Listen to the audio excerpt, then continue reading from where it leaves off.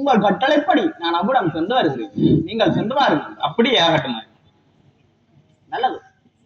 எனது தாயாரின் சொற்படி அந்த காஞ்சிபுர பட்டணம் செல்வதாக இருந்தால் தனிமையை செல்லக்கூடாது. என் தம்பியாகிய தொட்டியத்துக்கு நானே அழைத்துத்தான் செல்ல. தம்பி துரையே துரைவானிவே, தம்பி துரையே துரைவானிவே, எந்தன் தோழமாயே ஓடிவாராம். தம்பி துரையே துரைவானிவே, தம்பி துரையே துரைவானிவே, எந்தன் தோழமாயே ஓடிவாராம்.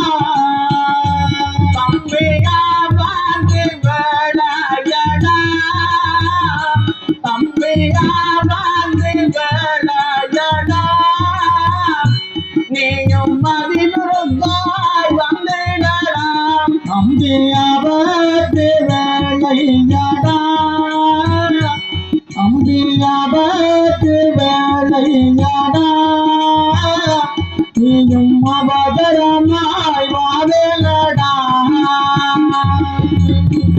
அங்கே ஆபத்து வந்ததென்ன, நாடு சொல்லும் என்னை அவசரமாய் அழைத்ததென்ன, நாடு சொல்லும். தம்பி ஆபத்து ஒன்றும் இல்லை, தம்பிக்கு நாங்களும் உள்ள கண்ணினாலே நான் அழைத்தேன். தம்பிக்கு நாங்களும் அங்கே பார்த்து சோறு இல்லதோ, நாடு சொல்லும் அங்கே பரிதாபப்பட்டதென்ன, நாடு சொல்லும் அங்கே பார்த்து சோறுகவில்லை.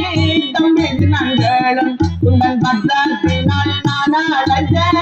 தம்பிக்கு நாங்களும். அண்ணா, என்னை அழைத்ததற்கான காரணம் தம்பி, எனது தாயார் எனக்கு ஒரு விதமான கட்டுப்பாடு வைத்திருக்கிறார். அதனால் தான் தங்களை இங்கு அழைத்தேனடா.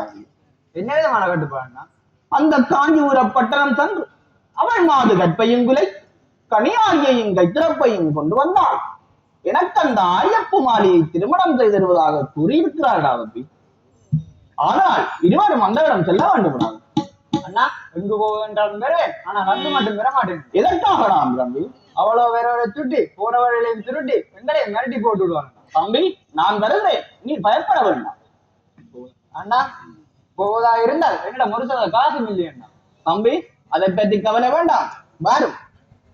அங்கே கடற்கரையை தம்பி இருவேரும் மிக கவனமுடன் தம்பி இருவேரும். அங்கே கடற்கரையை தம்பி இருவேறும் பகநாடையாய் போகினமா